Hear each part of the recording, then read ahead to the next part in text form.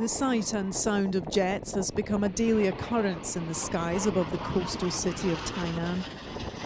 We filmed a squadron heading out on a routine exercise, but just as commonly these days, they are scrambled to monitor incursions by the Chinese Air Force.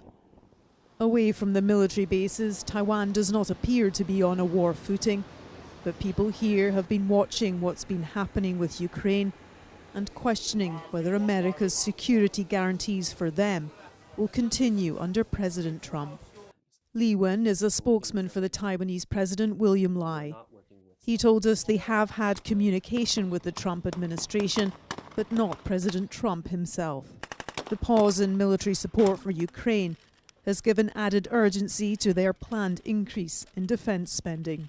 And as we see mounting geopolitical challenges across the world, it's all the more important for Taiwan to increase its self-defense capabilities. Under the Taiwan Relations Act, for the past 40 years, successive US presidents have provided Taiwan with military equipment, but there is no legal requirement for the US to come to the island's defense. During his first term in office, Donald Trump followed US policy and approved several arms sales to Taiwan, including a fleet of fighter jets, some of which are stationed here. The Taiwanese military has gained the means to mount a defence, but not on the scale required to deter China. China has the largest navy in the world, and its troop numbers, missiles and warplanes far outstrip those of the Taiwanese military. But Taiwan's prized high-tech sector is helping to ramp up its capability in modern warfare. HY Tech is one of dozens of drone companies asked by the president to produce thousands of drones for military use. 我们就发现，其实军用呢，它的数量会很大，但是呢，又分成好几种不同的领域。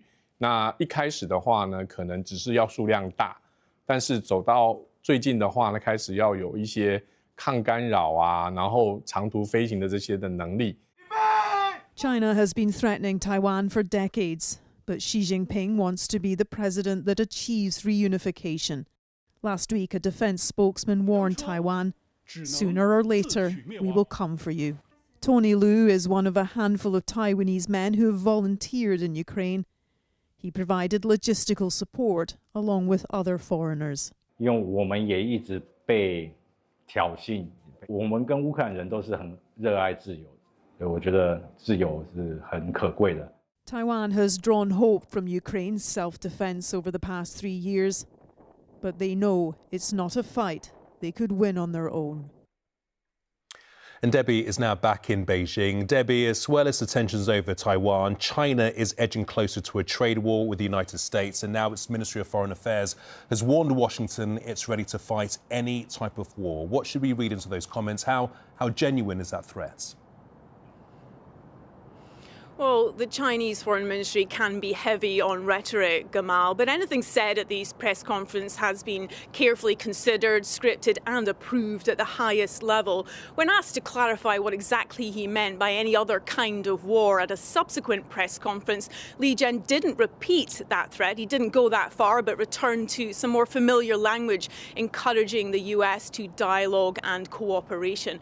But there has been a marked departure from the measured tone that China has been taking towards the Trump administration so far. And I think there are two reasons for that. Firstly, the Communist Party has its mass annual gathering in Beijing this week. A projection of strength plays well to a domestic audience and to the thousands of delegates currently here in the capital. Secondly, I think it's a sign of some frustration towards President Trump. He has talked about doing great deals with China, about his great relationship with Xi Jinping, but he has yet to talk to the Chinese leader in a call that was expected. Instead, he's been piling on these tariffs that are going to start biting the Chinese economy.